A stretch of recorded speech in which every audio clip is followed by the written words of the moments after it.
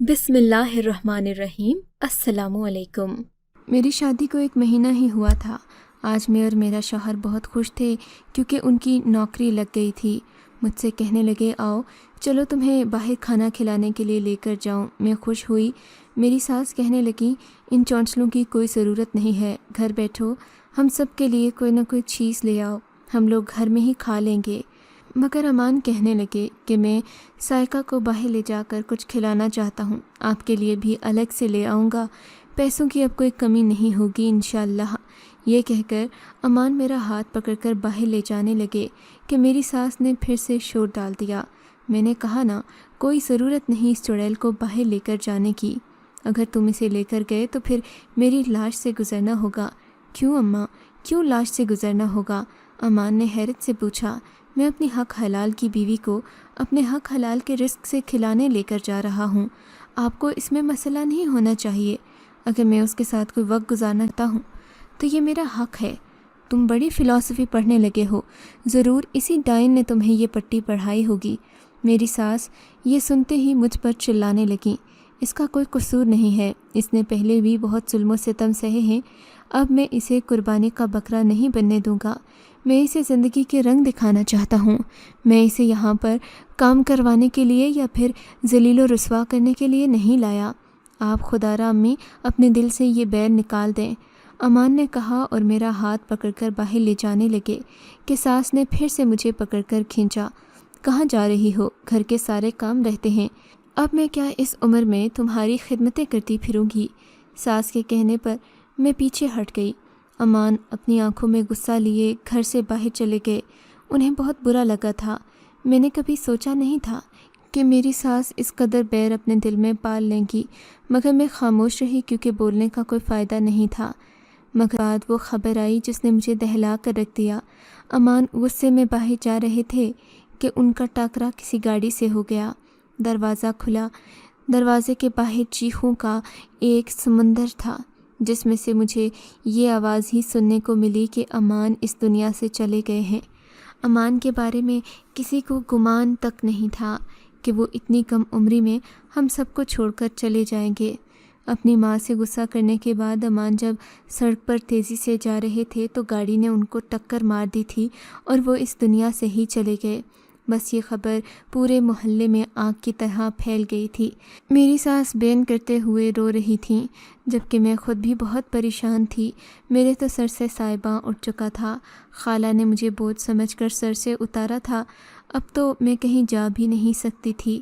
انہوں نے شادی کے وقت مجھ سے کان میں ایک ہی بات کہی تھی کہ اب تمہاری اس گھر میں لاش آنی چاہیے، تم زندہ اس گھر میں واپس مت آنا، اپنے شوہر کے ساتھ نبھا کر رکھنا۔ ویسے بھی اب ہم اس مکان سے شفٹ ہونے جا رہے ہیں، میں دوبارہ تمہاری شکل بھی نہیں دیکھنا چاہتی۔ خالہ کی اس بات نے میرے دل کے دروازے ہمیشہ کے لیے بند کر دیے تھے۔ ظاہر ہے اب میرا پیچھے تو کوئی نہیں تھا، مجھے اپنے سسرال میں ہی نبھانی تھی۔ میں یہی سوچ کر آئی تھی کہ کچھ بھی ہو جائے اپنی ساس اور اپنے شوہر کو ناراض نہیں کروں گی، مگر یہاں تو سائباں ہی چھن گیا تھا۔ وہ ہاتھ جو میرے سر پر تھا اب اٹھ گیا تھا۔ ظالم دنیا ایک بار پھر مجھے دبوچنے کے لیے کھڑی تھی۔ میرا رو رو کر برا حال تھا۔ ساس نے سب کے سامنے یہی پھیلا دی بات کہ میں اپنے شوہر کی قاتل ہوں، کیونکہ آخری بار جب وہ گھر سے گیا تھا تو میری وجہ سے اس کی لڑائی ہوئی تھی۔ وہ بہت غصے میں تھا، مایوس ہو کر گھر سے نکلا تھا، حالانکہ یہ سب کیا دھرا میری ساس کا تھا۔ نہ ہی وہ غصہ کرتی اور نہ یہ حادثہ ہوتا۔ لوگ اپنے جوان بیٹے کی موت پر افسوس کرتے ہیں، اس کی سال ثواب کے لیے دعا کرتے ہیں، مگر میری ساس مزید گڑھے کھود رہی تھی جس میں وہ چاہتی تھیں کہ میں ہی گروں۔ خیر سے اب سوگ ختم ہو گیا تھا۔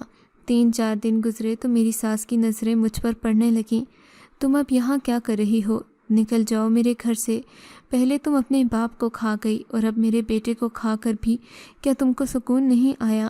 منحوس ڈائن، میں تمہیں اس گھر میں ایک دن نہیں رہنے دوں گی۔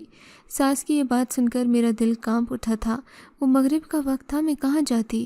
اکیلی یتیم بے سہارا بیوہ عورت رات کے وقت کہاں جا سکتی ہے جبکہ اس کا کوئی میکہ بھی نہ ہو اور سسرال والے گھر رکھنے پر تیار نہ ہوں۔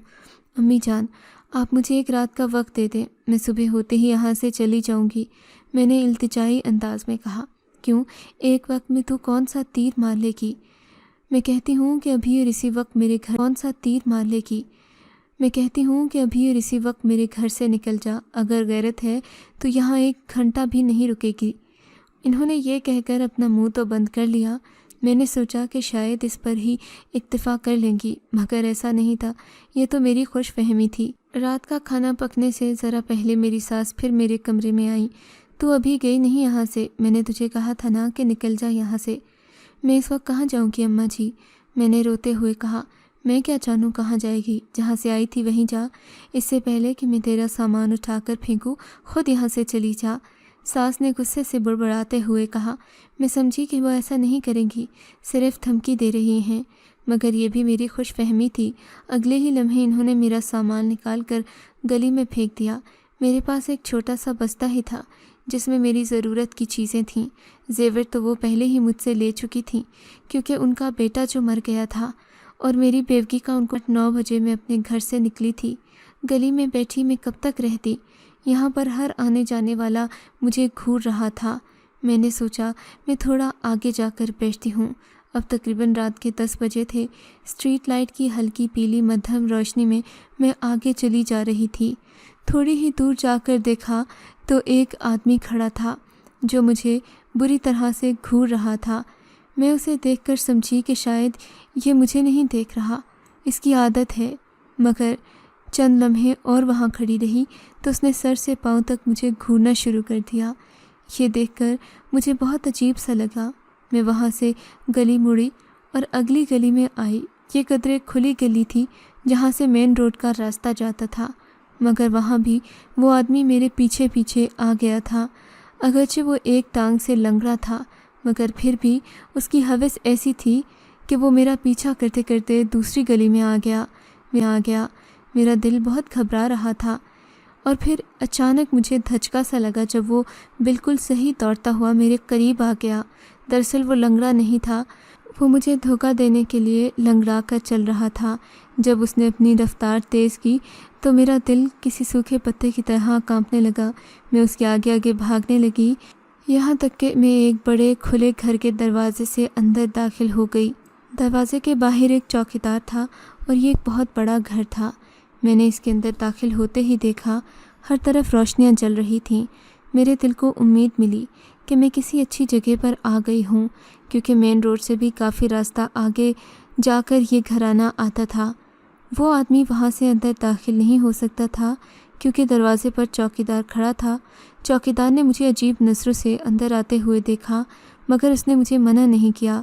دروازہ بھی تھوڑا سا کھلا ہوا تھا۔ میں دروازے سے یوں اندر آئی جیسے کوئی بلی کسی تنگ سی جگہ سے گزرتی ہے۔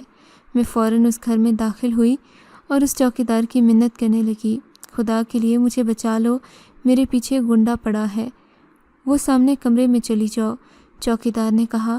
میں حیران ہو گئی، اس نے مجھے بالکل بھی روکا نہیں تھا۔ سامنے کمرے میں گئی تو وہاں ایک عورت کرسی اور میز کے ساتھ بیٹھی تھی۔ میں اسے دیکھ کر حیران رہ گئی۔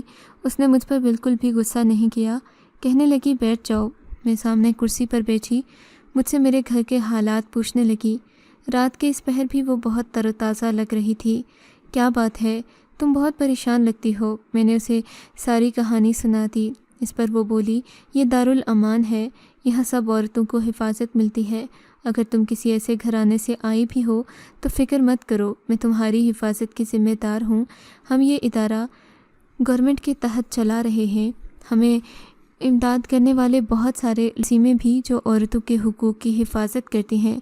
تم یہاں رہو، تمہیں کسی قسم کا کوئی ڈر نہیں ہوگا۔ اگر اپنا شناختی کارڈ ہے تو وہ جمع کر دو۔ میں نے اسے اپنے چھوٹے بستے سے نکال کر شناختی کارڈ دے دیا اور کہا کہ میں یہاں رہنا چاہتی ہوں۔ اس عورت نے مجھے اوپر والے کمرے میں جانے کا کہا اور پھر ایک چھوٹی لڑکی کو میرے ساتھ بھیج دیا جو مجھے اوپر والی منزل پر لے کر آ گئی۔ میں وہاں پہنچی تو میں یہ دیکھ کر حیران ہوئی تھی کہ وہاں میری جیسی کئی عورتیں تھیں۔ ان سب کے چہروں پر دکھ کی کہانی لکھی تھی اور وہ سب مجھے دیکھ کر حیران نہیں ہوئی تھیں، کیونکہ یہاں آئے روز کوئی نہ کوئی عورت کا اضافہ ہوتا رہتا تھا۔ میں سامنے کرسی پر بیٹھ گئی۔ سب عورتیں میرے قریب جمع ہو گئیں، مجھ سے میری کہانی پوچھنے لگیں۔ میں نے انہیں بتایا کہ مجھے شوہر کی موت کے بعد ساس نے گھر سے نکال دیا تھا۔ وہ افسوس کرنے لگی، بولی یہاں سب مل کر رہیں گے۔ میں بھی خوش ہو گئی کہ چلو مجھے ایک پناہ گاہ تو مل گئی جہاں میں اپنے زندگی کے باقی دن آرام و سکون سے گزار سکتی ہوں، مگر یہ تو میری خوش فہمی تھی۔ میں نے اس رات ہی ایک عجیب سا منظر دیکھا تھا۔ جب سب عورتیں سو گئیں، رات کے تقریباً 12 بجے تھے، مجھے لیٹ سونے کی عادت تھی کہ مجھے دارالامان کے اسی دوسرے فلور پر جہاں ہم موجود تھے ایک عجیب ہلچل سی محسوس ہوئی۔ میں نے دیکھا کسی کے قدم ہمارے کمرے کی طرف بڑھ رہے تھے۔ سب کو جیسے سانپ سونگھ گیا۔ سب عورتیں خاموشی سے بیٹھی ہوئی تھیں، کوئی لیٹ رہی تھیں اور کوئی سو رہی تھیں۔ کوئی اپنے منہ سے ایک لفظ بھی نہیں بولا۔ کسی آدمی کے بھاری قدم ایک کمرے کی طرف بڑھ رہے تھے۔ پھر کمرے کا دروازہ کھلا، اندر سے ایک نسوانی چیخ آئی اور دروازہ بند ہو گیا۔ یہ منظر میرا دل دہلانے کو کافی تھا۔ میں سمجھی کہ شاید کوئی حادثہ ہو گیا ہے، ابھی تھوڑی دیر میں چوکیدار وغیرہ آ جائے گا۔ ایسا کچھ نہیں ہوا۔ وقفے سے اس لڑکی کی چیخیں میرے کانوں تک پڑتی رہیں، میرا سکون حرام کرتی رہیں، مگر وہ سلسلہ رکا نہیں، کافی دیر تک جاری رہا، یہاں تک کہ میں دن بھر کی تھکی ہوئی سو گئی اور صبح میری آنکھ کھلی تو سب عورتیں کسی نہ کسی کام میں مصروف تھیں۔ میں نے ان سے رات والے واقعے کے بارے میں پوچھا تو کوئی بھی مجھے کسی بھی بارے میں بات نہیں بتا رہا تھا۔ تب ایک کمزور سی لڑکی جو کونے میں بیٹھی تھی، اس کے پاس ایک چھوٹا بچہ بھی تھا، وہ مجھے اپنی طرف بلانے لگی۔ اسے دیکھ کر میں حیران تھی کہ یہ مجھ سے کیوں بات کرنا چاہتی ہے۔ کافی دیر سے لگتا تھا کہ وہ مجھے کچھ بتانا چاہ رہی ہو۔ میں اس کے قریب گئی تو وہ اپنی دکھ بھری داستان مجھے سنانے کے بعد بولی، پھر میں اس دارالامان میں آئی۔ میں سمجھی کہ یہ میرے لیے ایک محفوظ ٹھکانہ ہوگا۔ ایک رات وارڈن نے مجھے بتایا کہ آج تم الگ کمرے میں سو گی کیونکہ تمہارا کمرہ الگ کرنا ہے، باقی عورتیں تم گائیڈ کرتی ہیں، تم رات دیر تک جاگتی رہتی ہو۔ میں مان گئی۔ میں اس رات الگ کمرے میں سو گئی۔ رات کا نہ جانے کون سا پہر تھا کہ میرے کمرے کا دروازہ بجنے لگا۔ دروازے پر کنڈی تو تھی نہیں۔ جیسے ہی میں نے کمرے کی روشنی آن کی، دیکھا تو سامنے ایک خباثت بھری مسکراہٹ لیے آدمی کھڑا میرا دل جلا رہا تھا۔ اسے دیکھ کر میں حیران رہ گئی کیونکہ یہ عورتوں کا گھر تھا، یہاں تو کوئی مرد نہیں آ سکتا تھا۔ آپ کون ہیں؟ میں نے حیرت سے پوچھا۔ میں وہی ہوں جس کے ساتھ تمہارا آج رات کا سودا کیا گیا ہے۔ آج کے لیے تم میری ہو۔ اس آدمی کی بات سن کر میں بے ہوش ہوتے ہوتے بچی۔ یہ تم کیا بکواس کر رہے ہو؟ میں ایسی لڑکی نہیں ہوں، اور اگر ایسا ہی ہوتا تو میں یہاں نہ ہوتی، کسی کوٹھے پر ہوتی۔ یہ کوٹھا ہی تو ہے، وہ اندر آتے ہوئے بولا۔ اس نے کمرے کا دروازہ بند کر دیا تو میرا دل لرزنے لگا۔ تمہاری وارڈن نے تو مجھے کہا ہے کہ تم اسی کی عورت ہو، تمہیں ان چیزوں سے ڈر نہیں لگتا، اور تم خود بھی پیسہ کمانا چاہتی ہو۔ یہ کہہ کر اس نے 2-3 ہزار کے نوٹ نکالے اور مجھ پر پھینک دیے۔ میں نے اس کے چہرے پر تھوک دیا اور غصے سے بولی، تم کو شرم نہیں آتی؟ میں 3 ماہ کی حاملہ ہوں۔ میں یہاں پر اپنی عزت بچا کر اس لیے آئی تھی کہ یہاں عورتوں کو تحفظ ملے گا، مگر تم تو بھیڑیے نکلے۔ اور یہ عورت جو میرا سودا کر رہی ہے، یہ کتنی خراب اور کتنی بدبخت عورت ہے جس نے ایک ماں کا سودا کیا، یہ بھی نہیں سوچا کہ وہ کس درد سے گزر رہی ہے۔ وہ آدمی یکدم سناٹے میں آ گیا۔ مجھے معاف کر دو، میں یہ نہیں جانتا تھا، میں لاکھ برا سہی، مگر آج تک میں نے کسی کی مجبوری کا فائدہ نہیں اٹھایا۔ میں گناہ بھی اس کے ساتھ کرتا ہوں جو خود گناہ کرنے پر راضی ہو۔ میں ایک وقت میں 2 گناہ نہیں کر سکتا، کسی کا دل نہیں توڑ سکتا۔ وہ آدمی یکدم اپنے دل پر ہاتھ رکھ کر مجھ سے معافی مانگنے لگا۔ مجھے اس میں بہت ساری انسانیت نظر آئی۔ میں نے اسے جاتے جاتے روک لیا۔ سنو، تم میری مدد کرو۔ میری بات پر وہ چونک گیا۔ میں کیسے تمہاری مدد کروں؟ مجھ سے نکاح کر لو، مجھے یہاں سے لے جاؤ۔ میں نے تڑپتے ہوئے کہا، نکاح کر لوں؟ میں کیسے نکاح کر سکتا ہوں؟ تمہارے پاس تو یہ بچہ ہے، تم کسی کی بیوی نہیں بن سکتی، یعنی کہ ابھی تمہارا نکاح نہیں ہو سکتا۔ اس آدمی نے کہا تو میں سوچ میں پڑ گئی۔ تو کیا تم میرا بچہ پیدا ہونے کے بعد مجھ سے نکاح کرو گے؟ ہاں، کروں گا، اس نے اطمینان بھرے لہجے میں کہا، مگر میری ایک بیوی پہلے بھی ہے، اگر تمہیں اس بات پر کوئی اعتراض نہ ہو تو، اور ویسے بھی میں تمہیں پہلی بیوی کی طرح رکھ نہیں پاؤں گا، تمہارے پاس کم کم آیا کروں گا، البتہ خرچہ پورا دوں گا، عزت کی روٹی دوں گا۔ یہ کہہ کر وہ میرے سامنے ہی بیٹھ گیا۔ مجھے منظور ہے، بس مجھے یہاں سے نکلنا ہے۔ میں نے ایک بار پھر بات میں تمہیں یہاں نہیں رکھوں گا۔ وہ آدمی بولا تو میرے دل میں امید کی کرن جاگی۔ ٹھیک ہے، تم اب جا سکتے ہو۔ جب 7 مہینوں کے بعد میرا بچہ پیدا ہوگا تو خدا را دوبارہ آنا، اور ابھی کے لیے اس عورت کو کچھ پیسے دے جاؤ۔ تم ایک اچھے انسان لگتے ہو، میں ساری عمر تمہاری خدمت کروں گی۔ اگر تم اسے پیسے دے جاؤ گے تو یہ میرا دماغ نہیں کھائے گی، نہ مجھے کسی اور کے سامنے پیش کرے گی۔ میں نہیں جانتی تھی کہ یہ عورت ایسی ہے اور اس کردار کی مالک ہے۔ مجھے معاف کر دو، وہ آدمی بولا اور جاتے ہوئے دروازہ بند کر گیا۔ میں سکون سے بیٹھی سوچ رہی تھی کہ یہ وارڈن نے کیا کیا؟ کیا اسے ہم سب کا پیٹ پالنے کے لیے کسی کی عزت کا سودا کرنے کی ضرورت ہے؟ صبح ہوئی، میں اس پر برس پڑی تو وہ بولی، میں نے تمہاری عزت کا سودا نہیں کیا، یہاں پر لوگوں کا پیٹ ایسے ہی پالتی ہوں۔ تم ہی تو بتاؤ، باقیوں کو عزت کی روٹی کھلاتی ہوں، میں پیسہ کہاں سے لاؤں؟ تم نے تو کہا تھا لوگ پیسہ دیتے ہیں۔ میں نے پوچھا تو ہنس کر بولی، اچھا، لوگوں نے کیا تم سب عورتوں کا ٹھیکہ لے رکھا ہے؟ طلاقیں تم لوگ لو اور خرچہ وہ لوگ بھریں؟ اس عورت کی بات مجھے بری لگی تھی۔ آج میرے بچے کو پیدا ہوئے 4 دن گزر چکے ہیں۔ اس آدمی نے آخری بار بھی وارڈن کو پیسے بھیجے تھے۔ اب تو خیر یہ مجھے کسی ایسے سودے کے لیے پیش نہیں کر سکتی، مگر تم اس سے بچ کر رہنا۔ میرا تو وہ ہمدرد آنے ہی والا ہوگا جس نے مجھ سے کہا تھا کہ وہ مجھے عزت کی زندگی دے گا۔ اگر تم چاہو تو میں تمہارا بھی بندوبست کر سکتی ہوں۔ کیا مطلب؟ میں نے حیرت سے پوچھا۔ مطلب یہ کہ میں چاہتی ہوں تم بھی اسی سے نکاح کر لو۔ نہیں بہن، میں تمہارا سکون کیوں خراب کروں؟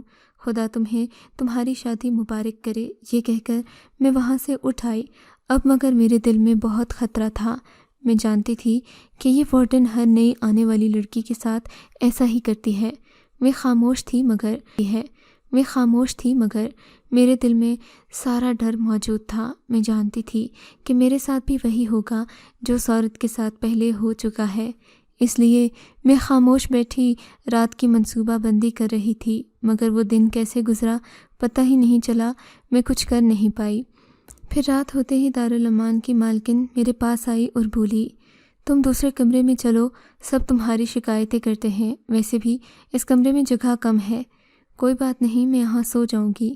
میری بات پر وہ چلانے لگی، میں کیا بکواس کر رہی ہوں کہ یہاں سے نکلو، دوسرے کمرے میں چلو۔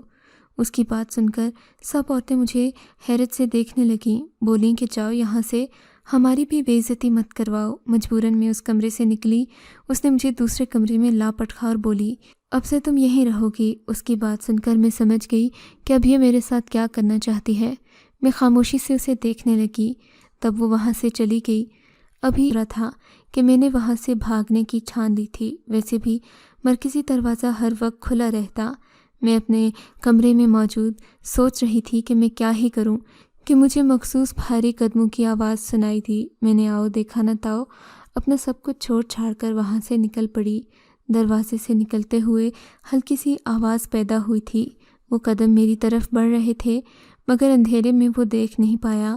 وہ سیدھا اس کمرے کی طرف چلا گیا، جبکہ میں راہداری سے گزرتی ہوئی سیڑھیاں اتر کر نیچے آ گئی، مرکزی دروازہ پار کیا اور وہاں سے دور نکل پڑی۔ کافی دور آنے کے بعد میں نے پیچھے مڑ کر دیکھا، کافی اندھیرا ہو چکا تھا۔ مجھے نہیں معلوم تھا کہ میں کہاں آ گئی ہوں، میں تو اپنی عزت بچا کر نکلی تھی، مگر آگے قبرستان تھا۔ مجھے ایک بار پھر کسی کا سایہ محسوس ہوا تو میں جلدی سے قبرستان میں داخل ہو گئی۔ قبرستان میں کالا اندھیرا تھا۔ میرے پیچھے چلنے والا آدمی ظاہر ہے اچھی نہیں آیا تھا۔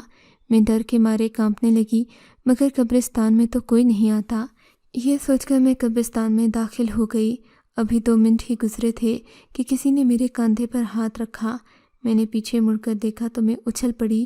ایک کم عمر لڑکا کھڑا تھا، مجھ سے کہنے لگا، تم یہاں کیوں کھڑی ہو باجی؟ چلو میرے ساتھ میرے گھر چلو، میں تمہیں اپنے گھر لے جاؤں گا، میرے امی ابا گھر میں تمہاری حفاظت کریں گے۔ وہ بچہ معصوم سا تھا۔ میں نے اس کی بات مان لی، اس کے ساتھ اس کے گھر چل پڑی۔ وہ صحیح بات کر رہا تھا، میں یہاں محفوظ نہیں تھی، 2-3 بار کسی آدمی کی آہٹ محسوس کر چکی تھی۔ سنا تھا کہ قبرستان میں شرابی بیٹھ کر شراب پیتے ہیں، اسی وجہ سے اس لڑکے کے ساتھ اس کے گھر چل پڑی۔ گھر پہنچی تو وہاں بوڑھے میاں بیوی موجود تھے اور ان کا ایک کم عمر بیٹا، شاید ان کی اولاد بڑھاپے میں ہوئی تھی۔ میں اس لڑکے کی بڑی بہن بن کر یہاں رہنے لگی۔ میں جاسم کا خیال رکھتی ہوں، وہ بھی مجھے اپنی بڑی بہن مانتا ہے، لیکن محلے کے لوگ ہمارے رشتے پر شک کرتے ہیں۔ اس بات کو 5 سال گزر چکے ہیں۔ اب آپ ہی بتائیے کہ مجھے کیا کرنا چاہیے؟ کیا بہن اور بھائی کا یہ رشتہ جائز ہے؟